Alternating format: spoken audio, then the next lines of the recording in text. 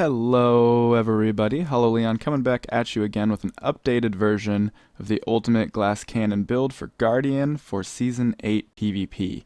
The major changes I've made has made it slightly more survivable. We did a weapon change, and I actually placed silver this time in Season 8, and we won 8 games, brought our way back to gold with this build, and I wanted to share it all with you. PvP is super broken right now, so we got to introduce more and more of these broken builds to try and fight back, and hopefully ANET will have some sort of reign over this release, because I remember PvP for the expansion that preview weekend was pretty broken also. So we'll see what happens, but until now, let me introduce this build to you that won me 8 games in a row, got me back into gold. Hopefully we'll be working our way up to platinum, but we don't have too much time to be grinding out PvP right now. But overall, this is a great build, lots of fun. Hope you enjoy it. I give in to the lesser fight. My body aches to be satisfied. My weakness comes and goes. My weakness comes and goes. I'm reaching out for the easy high. Please fortify this strength of mine. My weakness comes and goes. My weakness comes and goes.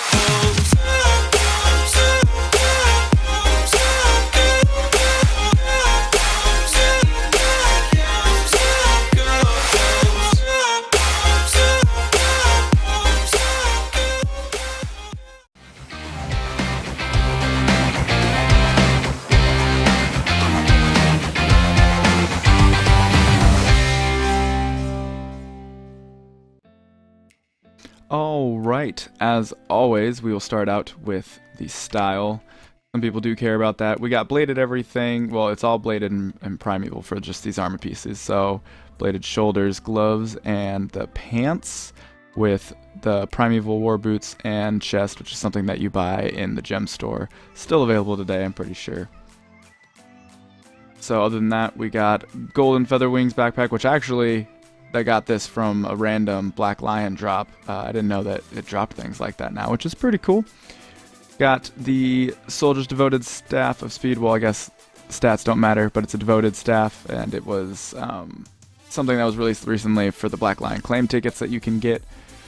Then we have Jormag's Breath, which is something you can craft in the Mystic Forge, and then the Corrupted Artifact, which there's a whole Corrupted Weapon series if you don't know what those are. So now we'll move on. We will go straight into this build.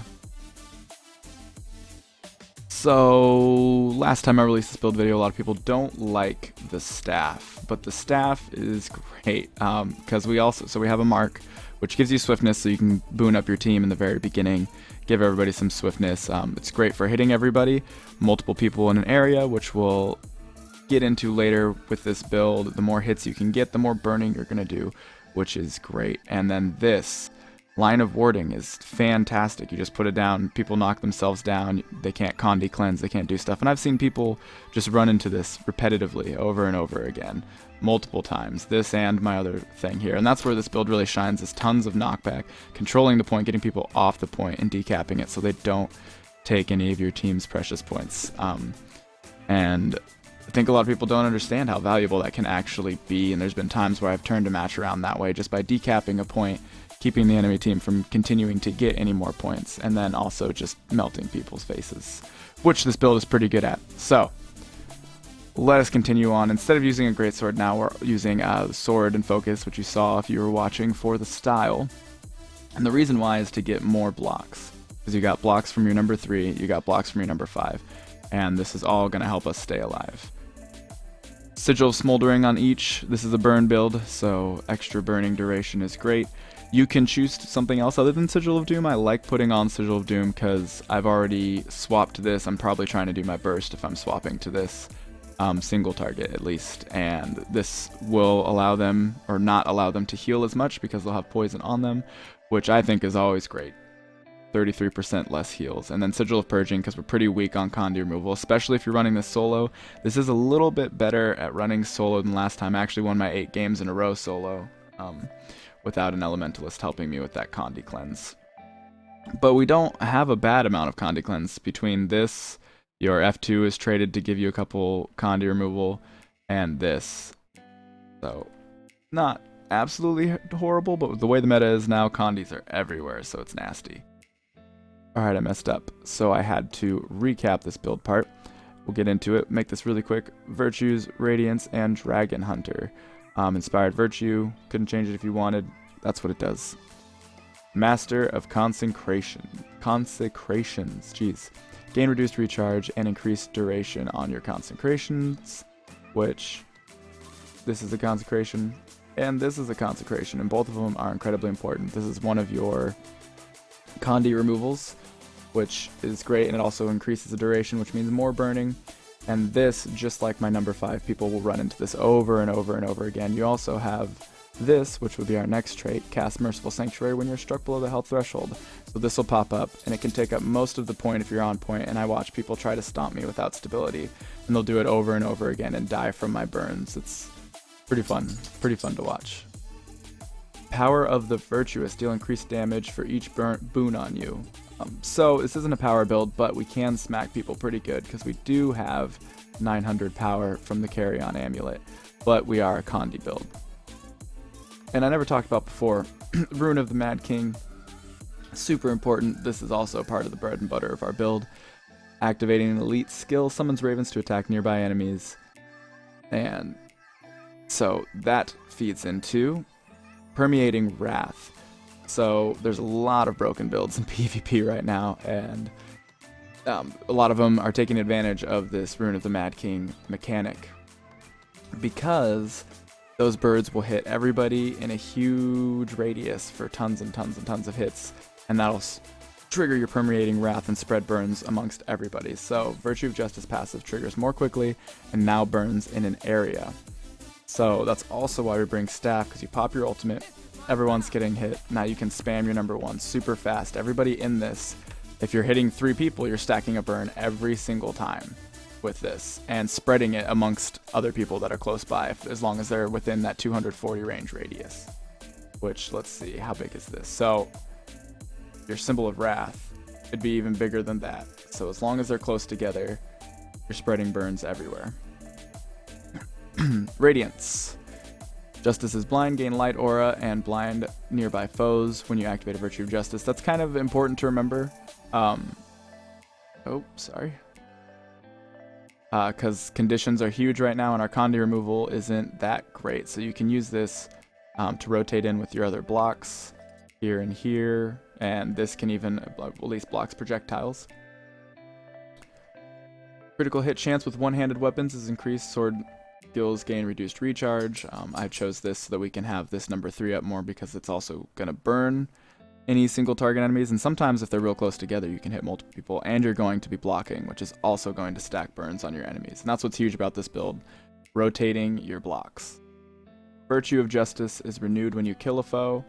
That's a pretty awesome perk, because this can come in handy in lots of different scenarios. Radiant Fire. Gain Zealot's Flame when you critically hit an enemy. Burning you inflict has increased duration. Torch skills gain reduced recharge. Extra burning, and our other options aren't that great. Radiant Power. Attack against burning foes have increased damage, so that's how we can still smack for a pretty good amount of physical damage. Our critical hit chance is not that high though. But with this and this and Sword, you can actually critical hit, because you'll have Fury most of the time, about 50% of the time, so it's not bad. Then this is a must. Burning you inflict deals increased damage, burn enemies when you block their attacks, and that's where a bunch of this comes from. So just rotating blocks on blocks on blocks all day long. You'll stay alive and you'll be dealing damage. That's how you deal damage, is by staying alive. Pretty fun build.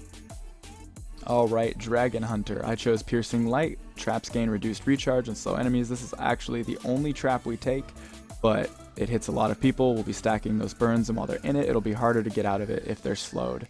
And this, even though we do have knockbacks, this only stacks 1 vulnerability. each time somebody's knocked back, so it's not going to make a huge difference in your DPS. And Wings of Resolve is just a small DPS increase. I guess if you want to mobilize them, that's cool, but I'd rather them just be really slow in my traps, stay close together, and get off as much burning as possible. Blocking an attack causes Justice to reach its maximum charge. That's pretty awesome. Hunter's Determination. Gain Aegis and cast Shards of Faith when disabled. So just another way to block, help you out when you're disabled. Extra burns if you're blocking. Deal bonus damage to the enemy based on the distance from your enemy. So if you are close with your number 3 on your sword, you can actually do pretty decent physical damage with this build. I know I've already said that again, but remove conditions when blocking attacks. Receive less damage when you have no conditions on you. So that's why blocking is so important with this build. So we're stacking burns, we're removing conditions, staying alive. Blocking is key with this build. And you can burn all day. I'm going to put up an example right here of how you can rotate your blocks to make sure that you secure the point. You can keep the person off of the point any way possible. And even if you aren't going to win the fight, you may be able to survive for a really long time, push them off the point, and decap it so they aren't getting points at the very least. So with all that, we'll just make sure everybody knows we're running Staff and we're running Sword and Focus. Staff is what I got the most shit for this build last time. Some people don't like it, but your number 3 here is fantastic. I've already explained number 5, how people will just run into it over and over and over again, knocking themselves down. And I don't know why you wouldn't take it, honestly. There's been so many times where that number 5 has helped me out. You can boost your team with a crap ton of might. Well, I guess it's not a super crap ton, but actually, why does that say 4? Okay, yeah, it's 4 per pulse. I was right. But yeah, crap ton of might for your team if you do it right before you get on point. Don't forget your Condi removals here and here.